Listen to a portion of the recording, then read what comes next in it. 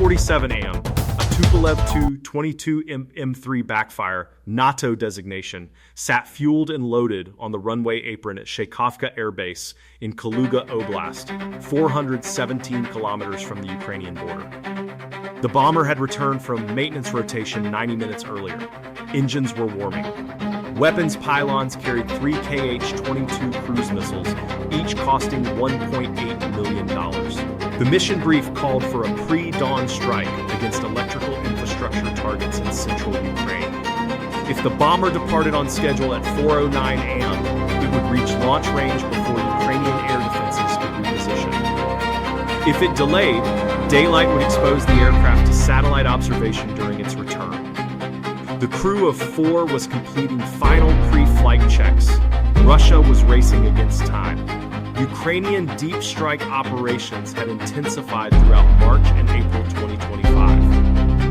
16 long-range aviation assets had sustained damage from drone strikes in the previous 11 weeks. Shaykovka's security posture had been upgraded. Additional Pantsir-S1 systems deployed to create overlapping coverage across a 12-kilometer radius. Electronic warfare batteries positioned to detect drone swarms at 41 kilometers. Patrol schedules randomized. From Russian command perspective, the base had become one of the most defended forward bomber hubs in the Western military history. The calculation was clear: launch operations from Shaykovka reduced flight time to Ukrainian targets by 37 minutes compared to staging from Indus 2 deep in Saratov Oblast. The bomber was already targeted. 193 kilometers to the south, a Ukrainian intelligence operator monitored thermal imaging data transmitted from a loitering reconnaissance drone flying at 8,000 meters altitude. The drone, a modified commercial platform costing $11,400, had entered Russian airspace at 2:14 a.m., following a flight profile designed to mimic civilian aviation patterns. It had been circling Shaykovka's approach corridor for 42 minutes, cataloging heat signatures as aircraft moved between hangars and staging positions. When the Tu-22M3 rolled onto the apron and began engine warm-up procedures, its thermal profile became unmistakable. 2 Kuznetsov Mk-25 turbofan engines, each generating 16,000 pounds of thrust, created distinct heat waves visible from 17 kilometers. The bomber's location, engine status, and mission timeline were transmitted to Ukrainian strike coordination at 3:51 a.m. Minutes earlier, a second element had moved into position. At 3:29 a.m., a repurposed kamikaze drone, designated UJ-22 Airborne, unit cost $65,000, had been launched from a concealed site 114 kilometers inside Ukrainian-controlled territory. The drone climbed to cruising altitude of 4,000 meters and set course northeast. Its navigation system had been pre-programmed with precise coordinates for Shaykovka's. The flight profile avoided known Russian radar installations by exploiting terrain masking through valleys in Bryansk Oblast. Electronic countermeasures were minimal. The drone's small radar cross-section and composite construction rendered it nearly invisible to ground-based search radars operating in the S-band frequency range. Russian air defense doctrine prioritized detection of fast-moving tactical aircraft and cruise missiles. A slow-flying drone traveling at 147 kilometers per hour fell below threat classification thresholds. If you want to understand how a $65,000 drone bypassed a $127 million air defense network, subscribe and stay with us. At 3:58 a.m., Shaykovka's perimeter surveillance detected an anomaly. A Pantsir-S1 crew operating from the base's northeastern sector reported intermittent radar contact with a low-altitude object tracking southward at slow speed. The contact appeared, disappeared, then reappeared, behavior consistent with a small unmanned platform using terrain to mask its approach. Standard engagement protocol required positive identification before weapons release. The Pantsir's 1RS-2-1E phased array radar, with detection range of 36 kilometers against fighter-sized targets, struggled to maintain continuous lock on an object with minimal thermal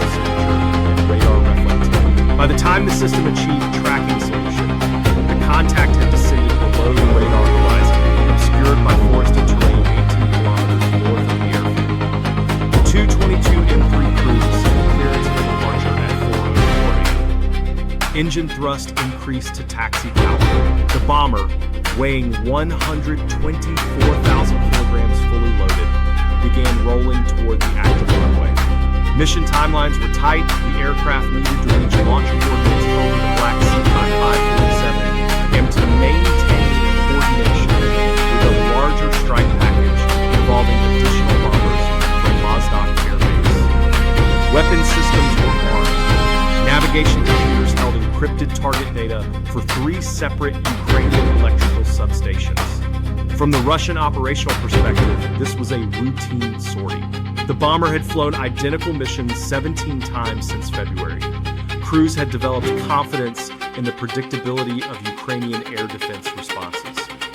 At that moment, the Tu-22 drone crossed Shaykovka's outer security perimeter. It approached from the northwest at an altitude of 312 meters, descending toward the runway complex at 12 degrees 8. The flight path had been calculated to avoid direct overfly of known Pantsir positions while maintaining terminal guidance on target coordinates. Onboard optics acquired the Tu-22M3 visually at 4 kilometers distance. The bomber's massive swept-in profile was clearly visible under perimeter lighting as it taxied toward runway threshold. The drone's guidance system locked onto the heat signature from the aircraft's engines. No evasive maneuvers were necessary. The bomber was moving in a straight line at 14 kilometers per hour. Russian electronic warfare systems detected the drone's guidance data link at 4:06 a.m. An RB-341V Lear-3 jamming platform positioned 7 kilometers from the runway began broadcasting interference across commercial GPS frequencies and standard telemetry bands. The countermeasures were effective against basic commercial drones relying on satellite navigation. They were not effective against a platform using inertial navigation with terminal visual guidance. The U-22 continued its approach without deviation. Its flight computer had been programmed with backup guidance modes specifically designed to operate in GPS-denied environments. The system switched to optical targeting using contrast recognition algorithms to maintain track on the bomber's distinctive airframe shape. Comment below if you think the outcome was already decided at this point. The Tu-22M3 reached the runway at 4:07 a.m. Pilot received final clearance from tower. Throttle advanced to takeoff power. Both NK-25 engines spooled to maximum thrust, generating combined output of 62,000 pounds. The bomber began its takeoff roll. Acceleration was rapid despite the aircraft's weight. The Tu-22M3 required only 1,900 meters of runway to achieve rotation speed of 270 kilometers per hour. At 17 seconds into the roll, with the aircraft having traveled 400 meters and accelerating through 180 kilometers per hour, the Ukrainian drone entered terminal phase. From above, the U-22 descended in a steep angle calculated to impact the fuselage section directly behind the cockpit.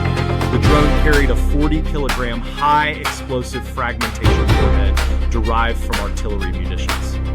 At 4:07 and 41 seconds, the drone struck the Tu-22M3 amidships at a combined closing velocity of 319 kilometers per hour. The warhead detonated on contact. The explosion occurred while the bomber was still accelerating, 11 seconds from rotation speed, 730 meters down the runway. Fragmentation penetrated the fuselage, rupturing fuel lines that fed the engines from internal wing tanks, carrying 34,000 kilograms of kerosene. Secondary detonation followed within milliseconds as aviation fuel ignited. The blast propagated through the bomber's internal structure. Both engines suffered catastrophic failure. The aircraft, worth $200 million per unit, according to 2024 Russian procurement data, broke apart before reaching takeoff velocity. The bomber's momentum carried the wreckage forward another 147 meters before debris came to rest, partially blocking the runway. Fire engulfed the entire airframe. The 3 Kh-22 missiles, still mounted on weapons pylons and fully fueled, detonated sequentially over the following 90 seconds. Each missile carried a 900 combined explosions created a crater 41 meters in diameter and 6 meters deep, rendering the runway unusable. Emergency response vehicles reached the site at 4:11 a.m. All 4 crew members were killed.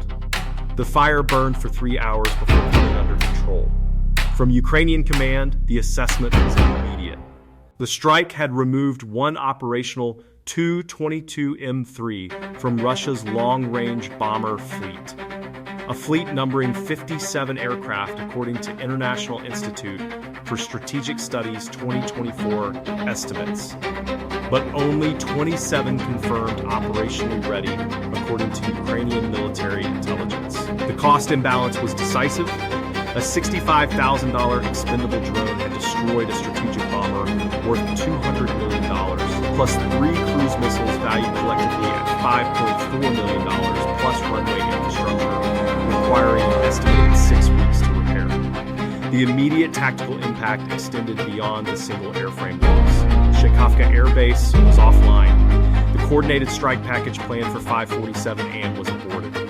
Without the Shaykovka bomber, the mission profile collapsed. Remaining aircraft from Mozdok lacked the payload capacity to achieve mission objectives independently. Subscribe to see how one aircraft loss cascaded into operational paralysis across an entire strike complex. Minutes after impact, Russian Air Defense Command issued alerts across all long-range aviation facilities. The breach exposed fundamental vulnerabilities in base security architecture. Shaykovka's defenses had been configured to counter high-speed threats, cruise missiles, tactical aircraft, ballistic projectiles, not slow-moving kamikaze drones operating below radar detection thresholds. The Pantsir-S1 systems deployed at Shaykovka had maximum engagement range of 20 kilometers and minimum target velocity thresholds of 150 meters per second for optical tracking.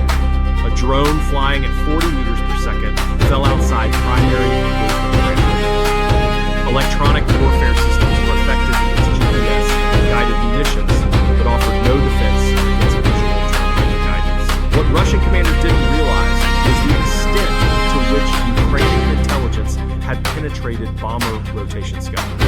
The strike on Shaykovka was not opportunistic.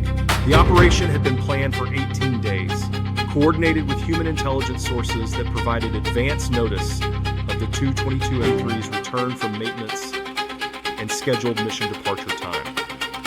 Ukrainian reconnaissance had mapped Shaykovka's air defense positions with precision, identifying blind spots in radar coverage, patrol intervals, optimal approach vectors. The attack demonstrated not just technological capability, but comprehensive intelligence preparation. Russia's reliance on predictable operational patterns had created exploitable windows. By 5:30 a.m., damage assessment was complete. Beyond the destroyed Tu-22M3, Shaykovka had lost its primary runway, fuel infrastructure damaged by secondary explosions, and 6 maintenance vehicles destroyed in the fire. Runway repair timelines stretched to minimum 43 days, assuming availability of specialized construction materials and equipment. The Russian Long-Range Aviation Command issued immediate orders to relocate remaining Tu-22M3 assets from forward bases to facilities deeper inside Russian territory. Ingalls 2 in Saratov Oblast, Ukrainka in Amur Oblast. The relocations added flight time to Ukrainian targets, reducing sortie efficiency and increasing fuel consumption. Aircraft that previously reached launch coordinates in 97 minutes now required 2 hours 34 minutes. The operational tempo of Russian strategic bombing campaigns declined measurably over the following 3 weeks. The response from Russian aerospace forces was to increase electronic warfare coverage at remaining bomber bases. By April 12, 14 additional Prasuka 4 systems had been deployed to create layered jamming environments extending 53 kilometers from critical facilities. Ground-based air defense batteries received updated target discrimination protocols prioritizing slow-moving small radar cross-section threats. Patrol frequencies increased. Security zones expanded from 12 kilometers to 22 kilometers radius around active runways. The measures were expensive and resource-intensive. Each Krasuka 4 system cost an estimated $37 million. Redeployment diverted assets from frontline electronic warfare operations against Ukrainian artillery and reconnaissance drones. What part of this operation surprised you most? Comment below and keep watching. From Ukrainian operational planning, the Shaykovka strike validated a strategic approach that had been refined through 63 previous deep strike missions since January 2025. The methodology combined low-cost, expendable platforms with high-value intelligence to achieve asymmetric effects. Ukrainian forces had demonstrated consistent capability to penetrate Russian strategic depth despite numerical and technological disadvantages. Drones costing between $8,000 and $85,000 were destroying targets worth tens of millions, sometimes hundreds of millions, creating cost exchange ratios that Moscow could not sustain indefinitely. The loss of the Tu-22M3 at Shaykovka contributed to broader degradation of Russian long-range aviation effectiveness. Between March and May 2025, Ukrainian strikes destroyed or damaged 11 strategic bombers, according to data compiled by Arms Control Association. The losses represented approximately 8% of Russia's operational strategic bomber fleet. More significantly, the attacks forced operational changes that reduced mission effectiveness. Bombers operating from distant bases consumed more fuel, carried reduced payloads, experienced higher maintenance requirements. Sortie rates declined from an average of 19 per week in February to 11 per week by mid-May. Ukrainian air defense networks gained additional warning time as Russian bombers required longer flight profiles to reach launch coordinates. Russian strategic planning adapted slowly. Long-Range Aviation Command maintained doctrinal emphasis on penetration bombing using standoff cruise missiles launched from beyond Ukrainian air defense engagement ranges. The doctrine assumed secure rear areas where bombers could stage without threat. Ukrainian deep strike capabilities had invalidated that assumption. Russian bases, even those hundreds of kilometers from the front, were no longer sanctuaries. The psychological impact on aircrew morale was measurable. Pilots understood their aircraft were vulnerable not just during combat missions, but on the ground during pre-flight operations. If you're following how Ukraine transformed Russian strategic depth into contested space, subscribe for more breakdowns on deep strike operations. By dawn, smoke from Shaykovka was visible from 42 kilometers. Emergency crews continued suppression operations. The runway remained closed. Russia's Ministry of Defense issued a statement at 6:47 am acknowledging an incident involving a training aircraft with no mention of combat loss or Ukrainian action. International satellite imagery providers published overhead photography at 11:23 and showing the destroyed bomber wreckage and runway damage. The imagery confirmed Ukrainian claims. Western defense analysts noted the strike's timing, hitting the aircraft during its most vulnerable phase, fully loaded and accelerating for takeoff, maximizing destructive effect. What followed would reshape Russian bomber operations for months. Long-Range Aviation Command implemented dispersal protocols, distributing aircraft across more facilities to reduce concentration of high-value assets. The dispersal created logistical complications. Maintenance crews, weapon stocks, fuel supplies had to be distributed proportionally. Operational efficiency declined. Mission planning became more complex. Coordinated multi-aircraft strikes required longer assembly time as bombers departed from geographically separated bases.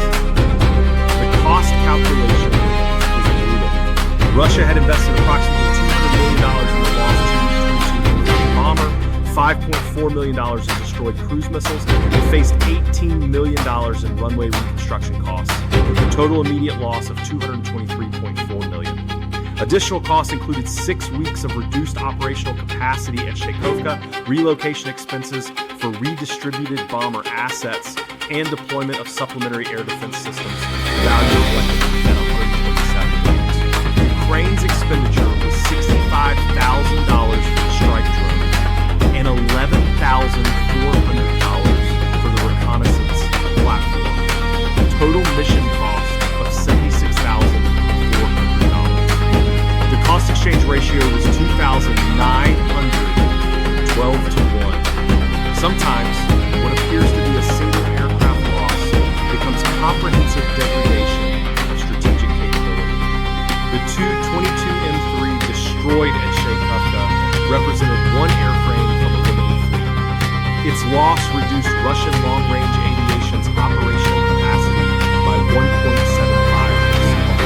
1.75%, a marginal impact in isolation. But the cumulative effect of 11 strategic bomber losses over 14 weeks represented 8.7% fleet degradation. More critically, the forced dispersal, operational tempo reduction, and defensive redeployment of resources created cascading inefficiencies that reduced overall strategic bombing effectiveness by an estimated 23%, according to Ukrainian military intelligence assessments published in May 2025. What should Russian Air Defense Command have done differently? Comment below and subscribe to see how small tactical victories compound into strategic shifts. By sunrise, analysis was clear. This was not simply about destroying one bomber. This was about demonstrating that Russia's strategic aviation assets, the long-range platforms Moscow relied on to strike deep into Ukrainian territory, were vulnerable at every phase of operation. Not just in flight, but on the ground. Not just at forward bases, but at facilities previously considered secure. Not just to sophisticated anti-aircraft systems, but to inexpensive drones guided by precise intelligence. The message was transparent. Russian long-range aviation no longer operated from sanctuary. Every airfield was contested space. Every sortie carried risk that extended beyond the mission itself. The Shaykovka strike validated principles that would define the next phase of the conflict. Asymmetric warfare favors the side that can impose disproportionate costs on the opponent. Intelligence preparation transforms inexpensive platforms into precision weapons. Predictable operational patterns create exploitable vulnerabilities. Strategic depth means nothing if the enemy can reach targets at hand. Sometimes the most decisive battlefield is not where armies clash, but where the enemy believes they are safe. The Tu-22M3 bomber destroyed at 4:07, and on that April morning proved the point. There are no safe bases when your opponent has decided everywhere is the front line.